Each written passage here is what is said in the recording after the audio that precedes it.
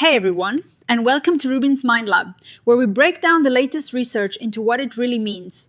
Ever wonder why your brain feels so powerful and complex, but sometimes processing even simple tasks feels like a huge puzzle? Well, today we're diving into how super smart researchers are making sense of all that complexity within our brains. Forget the complicated fancy words for a moment. Imagine trying to understand a giant, intricate machine with millions of moving parts. That is kind of what neuroimaging researchers do when they look at brain scans. They have tons of data, and they need a super organized way to process it all so they can actually learn something useful about how our minds work. This paper talks about a new way to handle all of that complex data processing. Think of it like having a master conductor for a huge orchestra. Instead of each musician playing their own tune, a conductor makes sure everyone plays together perfectly to create beautiful music. In this case, the music is understanding our brains. The researchers are using a tool called Snakemake. Now, Snakemake isn't just for brain data, it is like a super smart assistant that helps manage any kind of complex data processing steps. It is written in a programming language called Python, which is pretty common and means it is easier for lots of scientists to use. So how does it work? Imagine you have raw brain scan files that is your input. You want to turn those raw files into something that tells you about brain activity that is your output.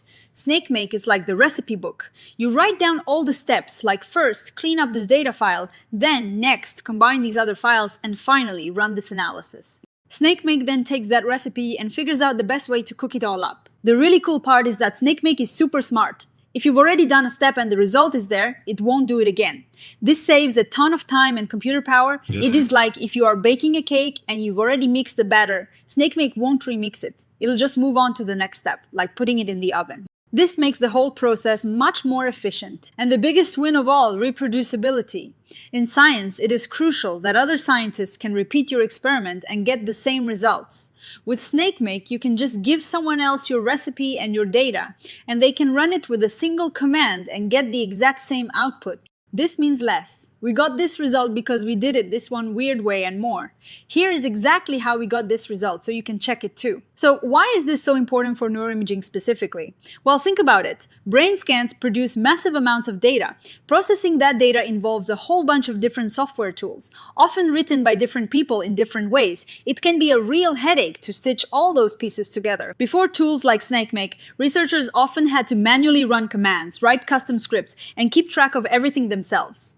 This was time-consuming and prone to errors. Imagine forgetting to change a participant's name in one command, and suddenly all your results for that person are messed up. It happens. Those custom scripts and manual steps can lead to inconsistencies. You might process one participant slightly differently than another without even realizing it. And that makes it really hard to trust your results, especially when scientific journals are starting to demand that published research be easily reproducible. That is where Snakemake comes in as a general-purpose solution. It is like going from juggling chainsaws to using a well-designed toolkit. It brings order to the chaos. The paper highlights three main advantages of using Snakemake for neuroimaging.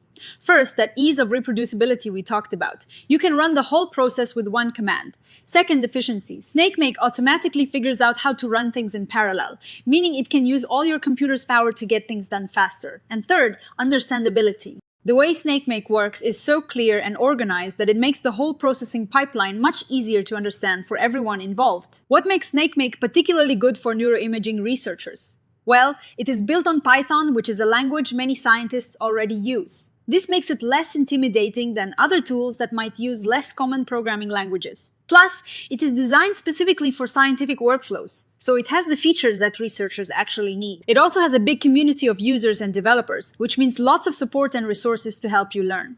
This is super important when you are tackling complex science. Now, you might be thinking, are there tools just for neuroimaging? Yes, there are. Things like fMRIPrep and NIPIPE are fantastic. But the paper makes a great point. Snakemake doesn't replace these tools. Instead, it can work with them. You can think of Snakemake as the conductor, and tools like fMRIPrep as incredibly talented musicians within the orchestra. Snakemake can tell fMRIPrep, okay, you go ahead and do this pre-processing step, and then take the results and pass them to another tool for the next stage. This expands the power of those specialized tools. The ultimate goal here is to show how Snakemake can tackle the really tricky parts of neuroimaging data processing. One of the main hurdles is simply not knowing that tools like Snakemake exist and how powerful they can be. To show this in action, the researchers set up a simple example workflow. They used publicly available brain scan data from 3 participants. This data included functional scans which show brain activity and anatomical scans which show the brain structure. Their aim was to take this raw data and perform some fundamental steps. First, correct for any head movement our participants might have made during the scan. Because, let's face it, staying perfectly still in a scanner is hard. Second, they wanted to combine the different functional scan runs for each participant. And third, they wanted to make sure that the functional and anatomical images were perfectly aligned or co-registered. This is crucial for pinpointing where in the brain activity is happening. They used a powerful software called AFNI to do this. Figure 1 in the paper shows this awesome concept. Think of each step in the workflow as a little black box. You put in the ingredients, your input files. Inside the box, the mechanism, the software and commands does its magic using certain resources like computer memory and processing power and guided by parameter settings. Out comes the output, your processed files.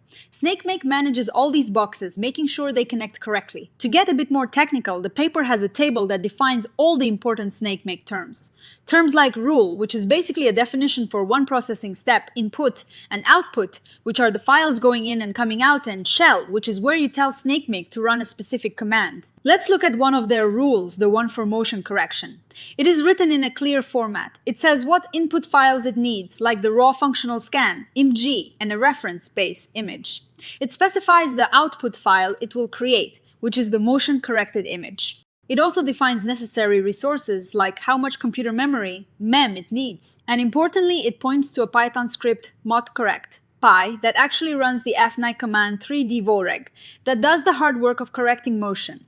This separation of defining the steps, the rule, and executing the specific processing the script is a really powerful aspect of Snakemake. Then there is the temporal averaging rule t-mean. This rule takes the motion-corrected images from all the different task runs for a participant as its input. Its output is a single averaged functional image for that participant. Notice the sub-subnum part that is a wildcard, a placeholder for the participant's specific ID. Snakemake knows how to handle this, so it can run this step for every participant automatically. Inside this rule, we see a shell directive. This means Snakemake will run a series of commands directly in the terminal. Here, it uses AFNI's 3D-tcat to combine the images and then 3D-tstat to average them. The and log part is super handy for saving all the output and error messages to a log file, which is perfect for checking what happened. Finally, the co-registration rule, correg. It takes the anatomical scan and the average functional scan from the previous step as its input. Its output is the anatomical image that is now aligned with the functional data. This rule also uses a neat param called anastem. It is a helper function that takes the anatomical file name and strips off the directory and file extension, giving just the base name. This is useful for naming the output files correctly. The shell command here uses another AFNI tool, a linepianat pi, which is specifically designed for aligning functional and anatomical images. It then uses 3D copy to save the result in the correct format. On top of these individual rules, you have a main file called the snake file. Think of this as the director's script. It includes all the individual rule files like modcorrect, smk, tmean, smk, and correg, smk. Then there is a special rule called all. This rule tells Snakemake what the final desired output of the entire workflow is. In this case, it is the motion-corrected and co-registered anatomical image for every single participant.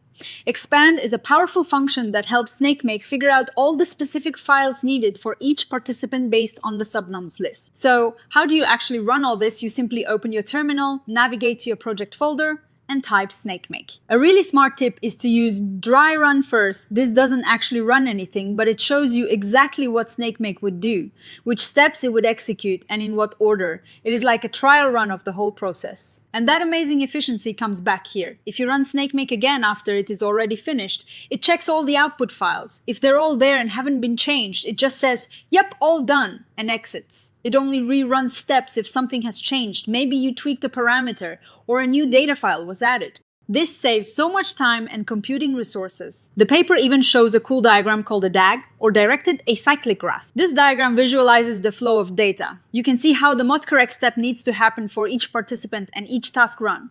Then teaming happens and finally coring. It is like a visual map of your entire data processing pipeline, making it incredibly easy to follow and debug if something goes wrong. Now, it is true that setting up a Snakemake workflow takes some initial effort. You have to learn a new way of thinking, a new language for defining your steps. It is a new layer of abstraction, which can feel a bit daunting at first. But honestly, the effort is absolutely worth it. For a simple one-off analysis, maybe it seems like overkill. But for real-world neuroimaging research, where you are dealing with dozens or hundreds of participants, multiple scanning sessions, and complex analysis steps, Snakemake becomes not just helpful, but essential. It turns those potential headaches into a well-oiled machine. The researchers suggest a smart way to build your workflow. Start small and build up. Do one step, test it, make sure it works perfectly. Then add the next step, connecting it to the first. This iterative and modular approach is key. You build your workflow piece by piece, ensuring each part is solid before moving on. Sometimes, though, neuroimaging research might involve steps that aren't fully automatic. Imagine a step where a researcher has to manually define a specific area of the brain on an image. Snakemake can handle this too. You can set up a special rule in your Snake file that pauses the workflow until that manual step is done. Once you've manually processed the image, Snakemake will pick up right where it left off. It is like a well-managed assembly line that can accommodate human intervention. So, to wrap it all up, this paper shows us how Snakemake can be a total game-changer for neuroimaging research. It takes those incredibly complicated, multi-step data processing pipelines and makes them manageable. It gives you interpretability, meaning you can understand what's happening. It gives you efficiency by automating and parallelizing tasks, and most importantly, it gives you reproducibility, the bedrock of good science. The authors point you towards Snakemake's fantastic documentation and their own accompanying website for more detailed tutorials. This is where you can really dive in and learn how to build your own workflows. In my opinion, this research isn't just about making brain scans easier to process. It is about making science itself more robust. By having clear, reproducible workflows, we can trust the findings more, build upon them more effectively, and collaborate better as a global scientific community. It democratizes complex analysis, making it available to more researchers. Of course, no research is perfect. The main limitation here is the learning curve. You have to invest time to learn Snakemake, and designing very intricate workflows, even with Snakemake, still requires a deep understanding of the data and the analysis steps. It is a tool, a very powerful one, but you still need to know what you are doing. The implications are massive for brain research. Imagine being able to analyze data from thousands of people quickly and reliably. That means we can find subtle patterns that weren't visible before, leading to a deeper understanding of brain function, disease, and behavior. What is next? I'd love to see even more development in creating standardized Snakemake templates for common neuroimaging tasks. This would make it even easier for new researchers to jump in. Also, integrating cutting-edge AI and machine learning models directly into these workflows would be amazing. So, what are your thoughts on using tools like Snakemake to make complex science more accessible and trustworthy? Let me know in the comments below. If you found this breakdown helpful, please give this video a like, subscribe to RUBIN'S Mind Lab for more science explained simply, and hit that notification bell so you don't miss our next deep dive. Thanks for watching, and I'll see you in the next one.